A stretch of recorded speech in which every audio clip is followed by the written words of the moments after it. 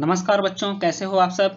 उम्मीद करता हूं कि आप सब अच्छे होंगे। और बच्चों, आज आपकी जो वर्कशीट है ये है क्लास 9 के सामाजिक विज्ञान की असेसमेंट की वर्कशीट नंबर 3।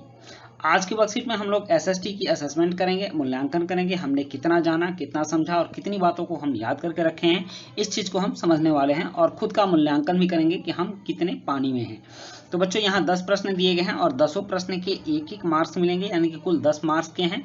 और निम्नलिखित प्रश्नों के सही विकल्पों के सामने दिए गए गोले को पेन या पेंसिल की सहायता से काला कीजिए या फिर आप टिक लगाइए। तो यहाँ है कि सिंधु और सतलज नदी के बीच स्थित हिमालय का भाग कहलाता है, क्या कहलाता है। पहला ऑप्शन है पंजाब हिमालय, दूसरा ऑप्शन है कुमाऊं हिमालय, तीसरा ऑप्शन है नेपाल हिमालय और चौथा ऑप्शन है इनमें से कोई नहीं।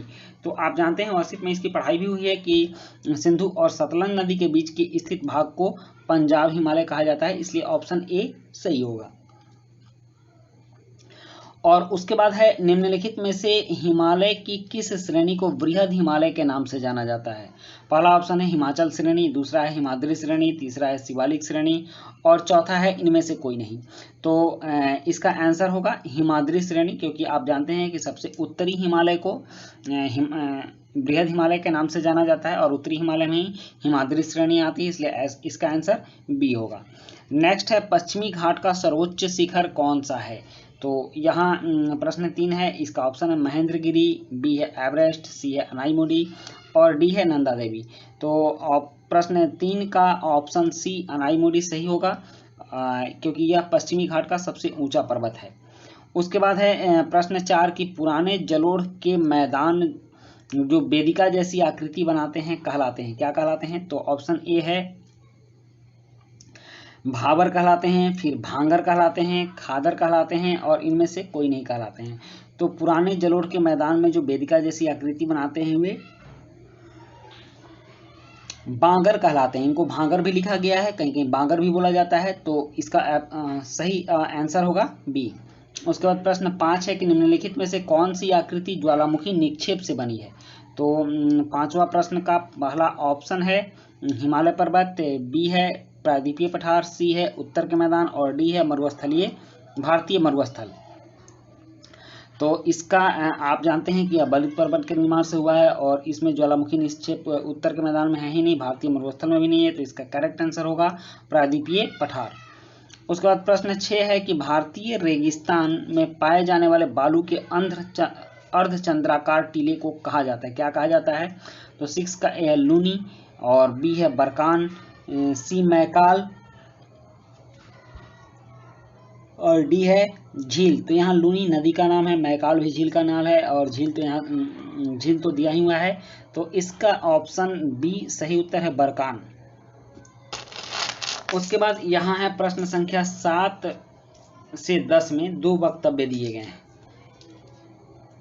जिन्हें कथन ए और कारण आर से निरूपित किया गया है। इन वक्तव्यों को ध्यानपूर्वक पढ़िए और नीचे दिए गए सही विकल्पों के सामने दिए गए गोले को पेन या पेंसिल की सहायता से काला कीजिए।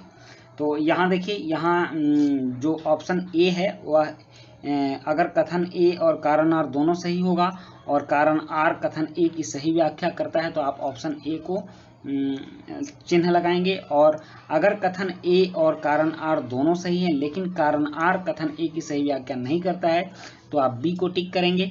और कथन ए सही है जबकि कारण आर गलत है तो आप सी को टिक करेंगे। और फिर जब कथन ए गलत है और कारण आर सही है तो आप डी को टिक करेंगे। तो इसमें है सातवां प्रश्न है कि पूर्वी तटीय मैदान अपेक्षाकृत अधिक चौड़े हैं और इसका कारण आर है कि यहाँ कई नदियाँ डेल्टा बनाती हैं। तो सबसे पहली बात है कि पूर्वी तटीय मैदान अपेक्षाकृत अधिक चौड़े हैं और वहाँ नदियाँ डेल्टा बनाती हैं इसलिए वो अधिक चौड़े हैं। तो इसका उत्तर ए होगा, क्योंकि ये दोनों सही हैं और आर ए की सही व्याख्या कर रहा है।